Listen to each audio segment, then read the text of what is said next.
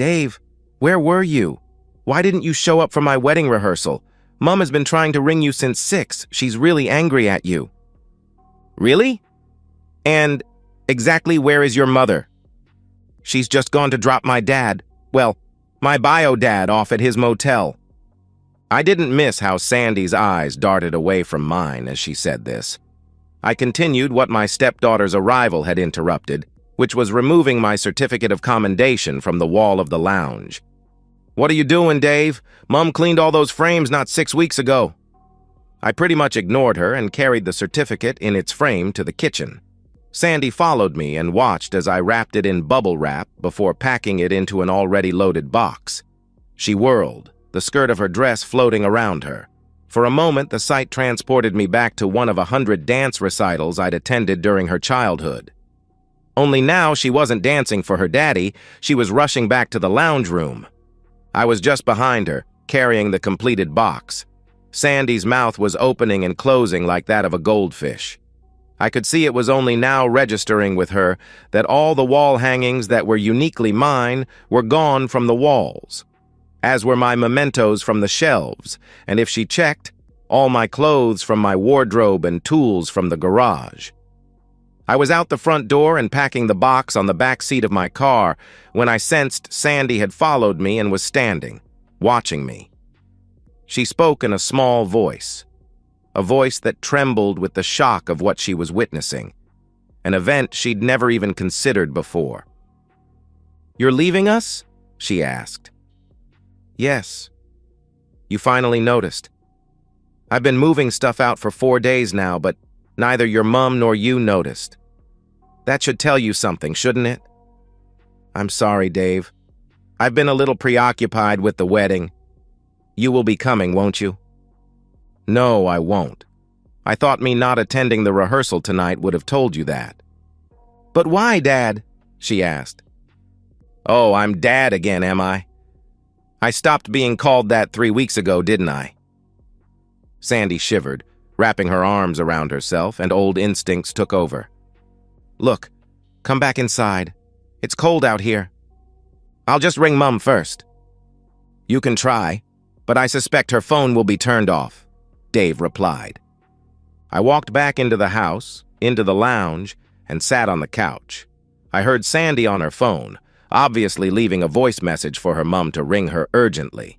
She then flopped onto one of the overstuffed armchairs. It seemed to swallow her tiny frame. I waited for her to order her thoughts and start the conversation. From the look on her face, I surmised she was having trouble knowing where to begin. Finally. "Why aren't you coming to my wedding?" she asked. "Surely you must have a clue," Dave asked. "No, none," she replied. I could see from the look of bemusement on her face that the extreme self-centeredness that comes over many brides had totally blinkered my stepdaughter. That saddened me. I hadn't thought her capable of such self-absorption. I gave myself a mental shake. I was in a hurry to move on and didn't have time for this, so took over the running of the conversation. "Sandy, I've loved you since I met you, when you were a chubby little 2-year-old with permanently grubby fingers. I love you still, and depending on how things go from here, may well love you forever." I paused to determine how best to continue, then decided to simply follow the format I'd used in the letter nestled in my pocket that I intended to leave Sandy and her mother. "When I met your mum, she'd just been dumped by your biological father. We've told you the story often enough. He was a drunkard, and after your mum caught him with another woman for the second time, she threatened to leave him if he didn't promise to change. Instead, he up and left you both. He abandoned you." I paused to allow Sandy to add anything. She didn't, choosing to just stare at me. "Your mom lost the house shortly after that because of not being able to make the rent. We met, fell in love, got married, and moved into this house. With my 2 sons, Mike and Richard, our old place just wasn't big enough. Anyway, I digress. I loved your mom, and I loved you. I loved you as if you were my own, the same as I did my biological children. I never hesitated in taking over the responsibility of raising you. I thought I did a pretty good job until a month ago. Sandy must have recognized the tremble in my voice during that last sentence. It brought her back from wherever she was. You were, Dad. You were the best father a girl could have. Many of my friends were jealous of me. They couldn't believe it when I told them you were only my stepfather. She paused, her hand going to her mouth, covering it, a little shocked by her own words. She realized in approximately 2 seconds what had crept up on me during the last month. I continued with my script. I liked the guy you chose as a life partner and was the proudest man in the world when you asked me to walk you down the aisle. I paused again to let the knowledge of where this conversation was going to seep into her head. I saw clearly when the bulk of it hit her. She averted her face again. Yes, Sandy. You never did uninvite me to walk you down that aisle, did you? Your bio dad came back into the picture and whoomp, I'm out. He's in. In both your and your mother's thoughts and conversations, I'm yesterday's hero. Did you know she's been so inattentive that she didn't even realize I never rented a suit for tomorrow, like she asked me to? Again, I watched as Sandy tried to decide which of the issues I'd raised should be addressed first. I'd seen the look of horror cross her face as she realized she'd forgotten that she'd asked me, the only father she'd known until last month, to give her away on her biggest day. I was sure an apology for that would lead to her retort. I was wrong. Instead, she confirmed her shallowness by trying to justify it all. Dave, you've met my bio dad. He's larger than life, you must see that. He only came back into my life last month after he heard I was getting married, and it's just been so wonderful. With that flash car of his and the way he's been spoiling me rotten, buying me whatever I looked at twice, he's just... well, what can I say? We both, well, Mom as well, I suppose, just assumed he'd be walking me down the aisle. I'm sorry, I forgot I'd already asked you. It's just that it's been like a whirlwind since he came back. Swept you off your feet, did he? I asked. Yes, that's exactly what he did. You must admit he just oozes charisma. I was saying to Mum just today. She stopped as she realized what she was about to say and who she was about to say it to. Her face had always been like a shallow pond, where even the smallest puff of wind ruffles the surface, soon replaced by the next bit of breeze.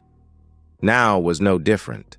Emotion after emotion flitted across her face as the realization of how much I'd been totally ignored by her in the last month struck. I watched her process it. I even think I saw the precise moment she realized that her mother had been just as bad. All I'd heard in my own house for the previous month was, John did this, or John said that. I'd tried to show them how deeply angry by it all I was, but none of it had registered. They were too far under the John spell. Yes, I saw his charisma as well. I could see why he was such a good salesman. What I didn't do, unlike my wife and stepdaughter, was fall for any of it. They were totally blind the 3 times I'd pointed out his broken promises. The final straw was 4 days ago when I found out that I wasn't to walk Sandy down the aisle. That discovery was only made when I overheard them talking about who would be where in the church. My name wasn't even mentioned. Rather than deciding to turn up and hope there was a seat for me in the front pew, I'd started packing. I thought I'd begin letting Sandy down gently so future facts learned didn't come as such a shock. You realize he's still a lying, cheating philanderer, don't you?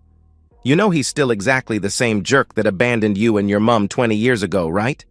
He ran out on you then, and as soon as he gets what he wants this time, he'll abandon you again. Oh, don't be so sour, Dad. Dave? Yes. I'm sorry I forgot to tell you that my bio dad was walking me down the aisle. That's my fault, not his. Don't take it out on him and call him all sorts of nasty names. What evidence do you have that he's still a philanderer? I rehearsed my reply in my head one more time. I dreaded the response I would get to my next question. I knew my 20-year marriage was dead. Had I lost a daughter as well? Oh well, in for a penny, in for a pound, as they used to say. Where is your mum? I asked. I didn't have to hold my breath for long. Sandy's eyes flicked away from me for a long pause. Then they kept flicking back and forth as she asked herself how deep my question was. Had I deliberately linked the question of why I thought her bio dad was still a philanderer with where her mother was? There was no doubt. Sandy knew. All that remained was the execution. Just so we don't end our 20-year association with a bunch of lies and preserve what memories of a relationship of mutual respect we can, I'll tell you something. I found the condoms in your mom's purse this morning. Purchased, no doubt, with tonight in mind. I had a vasectomy before I met her, so they weren't for me, obviously. And I know you're on the pill, so they weren't for you. I'm glad to say the packet wasn't open, so she probably hadn't slept with him yet. But buying a packet 24 hours in advance does indicate intent, don't you think? I can see by your face that this news doesn't come as a surprise to you, so I can only conclude that you are complicit in your mother betraying me and our wedding vows by sleeping with that slimy little jerk. What did you think? That it was romantic? That, just like a fairy tale, your mummy and daddy were getting back together and you could play happy families? Start married life with a Porsche in the driveway rather than the Nissan I bought you? Sandy opened her mouth as if to answer. I held up my hand, cutting her off. Don't bother. Forget, I asked. The answer doesn't matter. That fact that you were aware and said and did nothing to let me know ends our relationship right here and now. I rose, stepped toward her, pulled her to her feet, and hugged her. Stifling back all the emotion I hadn't already vented that day and over the month previous, I said my final words to her. I loved you. With that, I walked out of her life. Glancing back from the door, I saw the look of utter devastation marring her pretty face as she stared after me. Tears streaked down her cheeks. Gulping and gasping, she frantically scrabbled for her phone. I guessed it was in the desperate hope that her mother had turned hers back on, that her mom hadn't physically committed adultery yet, that her mother could use that as a reason to convince me to forgive her. All so Sandy wouldn't lose her other dad. The dad, whose desperate cries over the last month for his wife to stop falling out of love with him had gone completely unheeded, while she refell for a glib salesman with a history. I shrugged. Whether my wife had physically crossed the line or not, the protections I'd stumbled on purely by accident that morning were enough for me.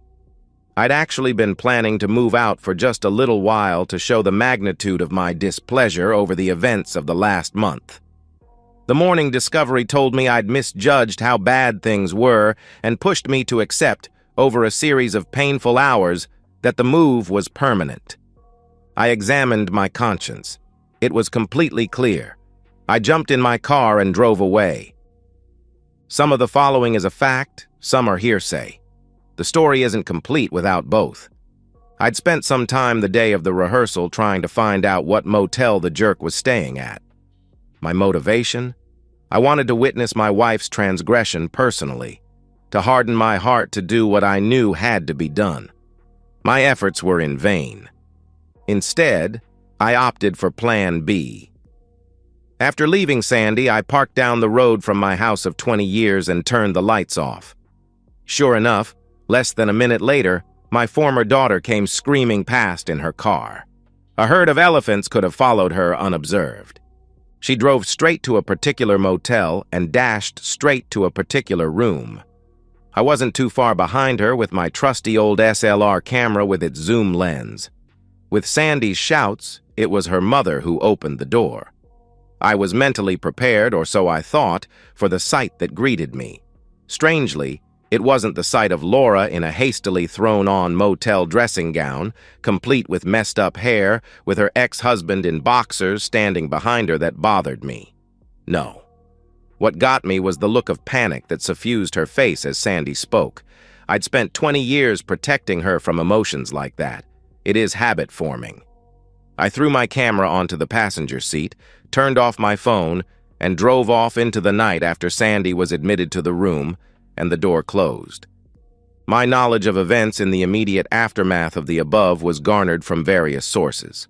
The wedding did occur the next day, but at 6 p.m., not the scheduled 10 a.m. First, the mother of the bride had to be located. She'd spent the night looking frantically for me and fallen asleep, exhausted. Next, valuable time was spent trying to locate the biological father of the bride, but he'd done a runner. As I'd told Sandy, as soon as he got what he wanted, he was off. I did wonder at his motivation for it all. My research on him showed he and his second wife never had children. Maybe he wanted to experience walking his child down the aisle. Some people just like to collect life's experiences. My guess is that he saw Laura was still an attractive woman and wanted her. A trip down memory lane, perhaps. Or maybe it was simply an ego trip. Being a self-centered personality, he just turned on the charm and pursued her till she gave in. Just like I'd warned her he was doing. When the going got hot and he'd emptied his deeds, he was off. It was possibly the most expensive intimacy of his life. Before he'd had the chance to get home, several photos were in his wife's email inbox. She dumped him, enforcing her prenup with extreme prejudice. She ended up taking over her father's company without him at her side. Rumor had it that he was found badly beaten, with ruined balls, in an alley a week or so later. Rumor also had it that his father-in-law always looked after his only daughter and never liked the jerk. Whatever. By the time the bridal party concluded he was gone, they'd missed the window at the church. The vicar kindly rescheduled for 6 p.m.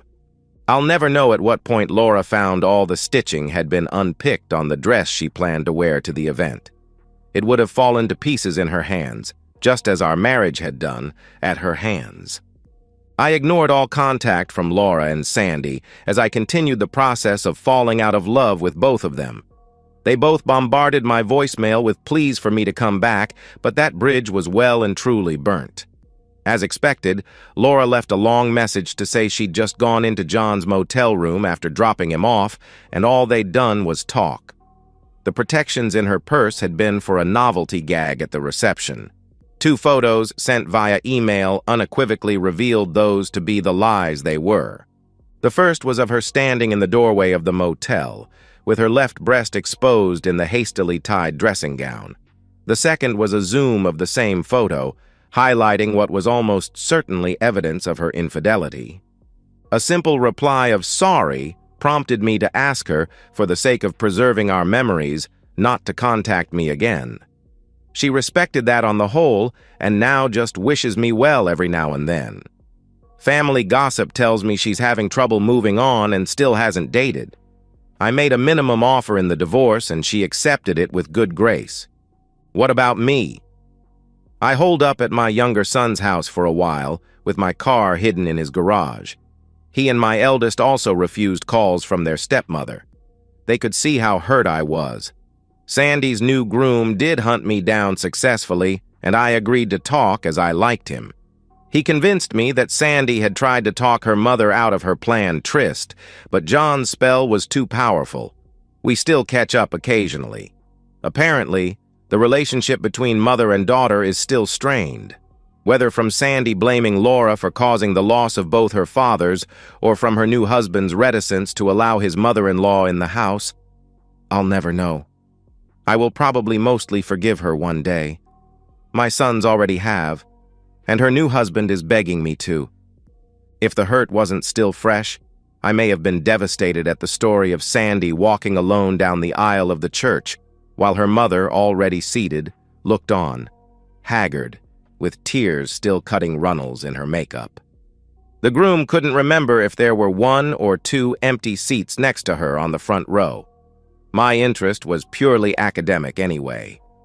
In the time between the scheduled and actual weddings, he'd pumped Sandy pretty hard on her actions and thoughts surrounding her mother's mistake. He eventually concluded it might serve him well to have a bride who'd had the consequences of infidelity smashed into her face, and threw all his energy into getting all the guests back for the delayed ceremony.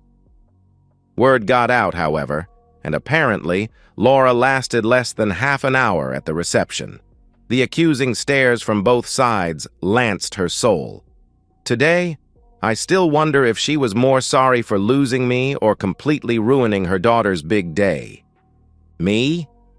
I moped around for several months, completing the process of grieving but fearing I'd never trust a woman ever again. Then I met Belinda. Ironically, she was the widowed mother of Richard's fiancée, and I met her when she came over to pre-plan her daughter's wedding 12 months after my split. The connection was instant, and matters of trust were soon relegated to the scrap heap. I'd been one of those people who rubbished the idea of soulmates until I met mine. I examined myself for any residual feelings. There were close to none. The process, started by Laura, was complete. What the hell? Carpe mulieris. Seize the woman. Within 4 weeks, I'd moved into Belinda's place, and I knew this was the woman I'd grow old with. Fortunately, her children welcomed me into her family with open arms. Today, her daughter asked me to walk her down the aisle. Even that didn't dent the inane grin that makes my face ache most days. And so, we've reached the end of today's story. Was it what you expected, or did it take a twist you didn't see coming? I'm curious to hear your thoughts. Share them in the comments below, and let's get a conversation going. If this story kept you hooked, make sure to hit that like button. And if you're new here or just haven't subscribed yet, now's the perfect time to join our community. I bring you fresh, captivating stories every day, so click that subscribe button and turn on notifications so you never miss out. Thanks for watching, and I'll see you in the next one.